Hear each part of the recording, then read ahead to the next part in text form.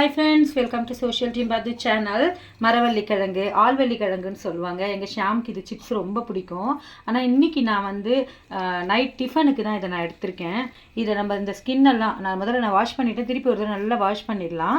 இந்த ஸ்கின்னெல்லாம் வந்து நம்ம எடுத்துடலாம். இந்த தோலெல்லாம் சீவிடலாம்.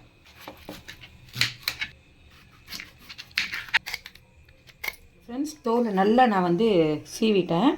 இப்போது இதை நம்ம நறுக்கிக்கலாம். கொஞ்சம் ரஃப்பாக தான் இருக்கும். இந்த பாருங்கள்.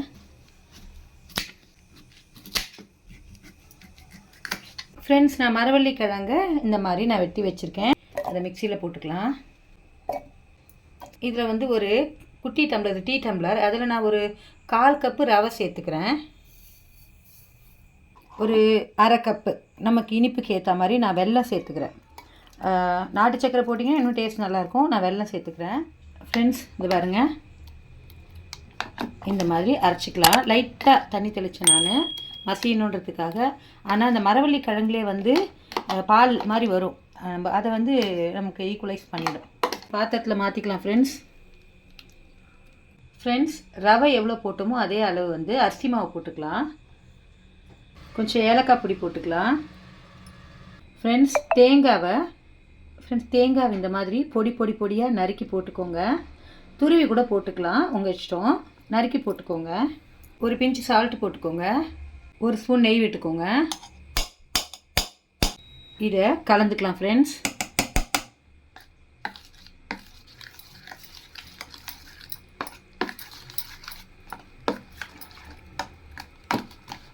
ரொம்ப ஹெல்தியான ஒரு விஷயந்தான் இப்போ நான் உங்களுக்கு பண்ண போகிறேன். கொஞ்சமாக தண்ணி விட்டுக்கலாம்.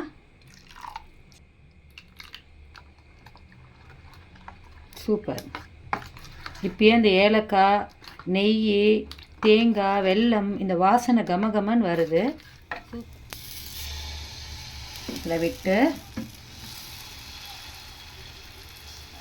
ஓரளவுக்கு, ரொம்ப வந்து மெலிசாக சுட முடியாது, இந்த அளவுக்கு சுட்டுக்கலாம்.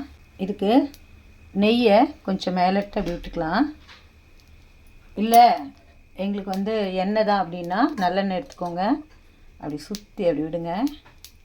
ஃப்ரெண்ட்ஸ், அந்த மரவள்ளிக்கிழங்கு, நெய், அது பேர் நல்லெண்ணெய் ஊற விட்டுருக்கேன்.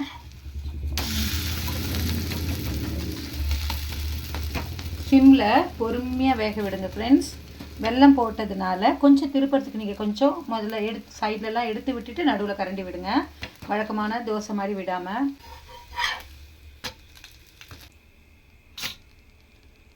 நான் இன்னொரு தோசை ஊற்றிடுறேன்.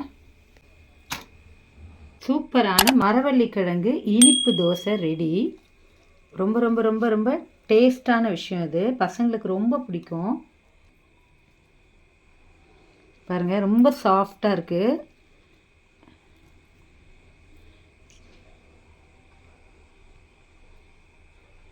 நான் சாப்பிட்டு பார்க்குறேன். ஃப்ரெண்ட்ஸ்,